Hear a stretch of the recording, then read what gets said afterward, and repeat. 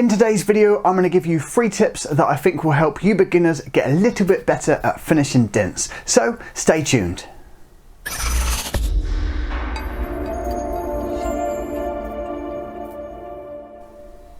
Hi, I'm Tom with Learn PDR Online, and in this video I'm going to give you 3 different tips that I think will help you get a little bit better at finishing if you're just starting off learning paintless dent removal.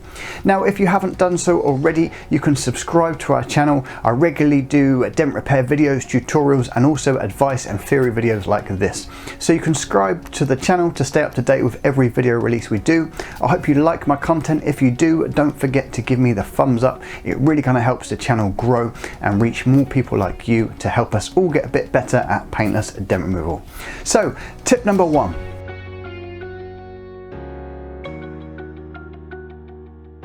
So if you've seen any of my videos so far, by now you'll know that I'm a line board user. So if you're also using lines to fix dents, then this top tip is for you. Often when we're starting out, we can get kind of basic board online, particularly the ones that are for beginners. But not all line boards are the same. So do take the time and actually measure the lines on your board. Often they can be 7 or 8 mil in width. And me personally, I think that's a little bit too wide to pick up any real detail, any of the fine detail. It's absolutely fine for picking up large shallows and kind of getting you started with those basic principles, but particularly when we're talking about finishing a dent and getting that last 10%, that's when I think a tight line board really comes into its own. So me personally, I use tight lines and they're just 3 mil apart. That means I've got a 3 mil black line, a 3 mil white gap, a 3 mil black line, and so on across my entire board.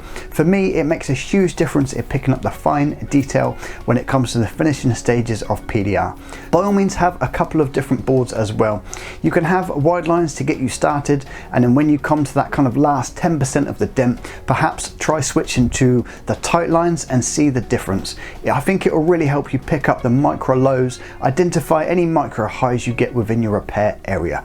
So that is tip number 1, is to try using a tight lined line board.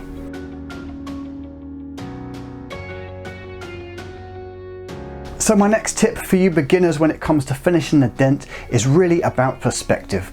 So you may have heard me talk before about cross-checking your work and checking your angles, but it really is so important.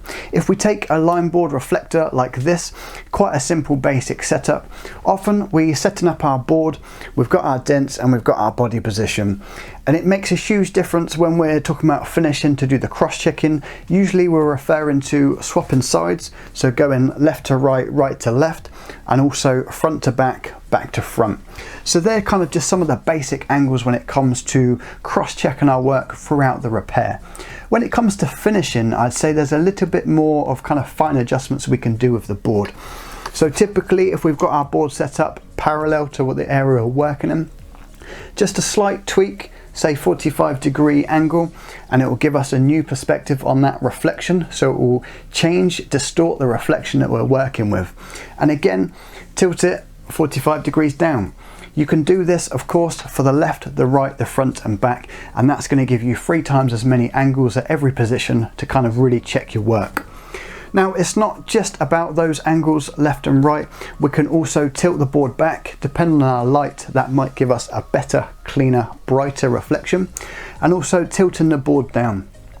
This, you do have to get some good lighting on it if you're using a reflector board. But by tilting the board at this angle, it will effectively make those lines in the reflection group together, so become even more narrow or tight. And as I said in tip number 1, it makes a huge difference to the fine details. Finally, with these line board kind of adjustments, it's also about how close you are to the board.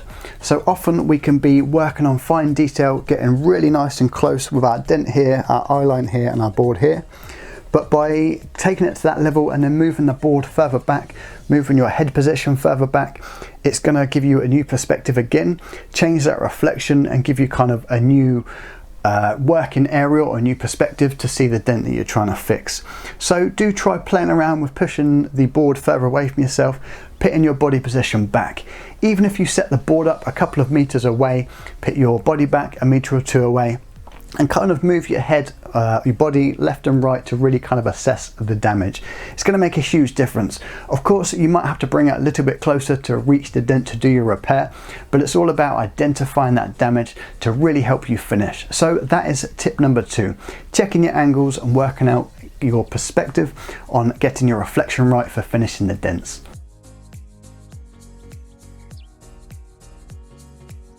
And then finally, in tip number 3, we're going to talk about blending to a finish.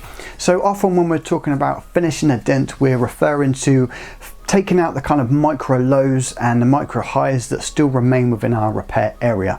Now often, particularly when we're using a line board, we can get it to a point where the reflection reads true, i.e. all those lines read straight. We look at it from every angle and it looks like the dent is out. And often it's when we're packing up our tools, putting them in the van to leave, you glance back and you can just see a slight distortion, a slight flicker in the reflection, indicating that there is just a little bit there still to be worked that's not quite finished. Now often this can be down to a blending. So blending is a process that takes a bit of time to learn and really kind of understand. To learn a bit more about blending, you can check out my video also here on YouTube, What is Blending? So go back and have a look at that to really understand the theory and the principles of what is blending and how we use it for PDR. But when it comes to finishing, often when we're working on a set repair area, we can just get a slight bit of distortion in a panel. Sometimes when it's stretched, but also just the fact that we've worked one particular area on a kind of a sheet of metal.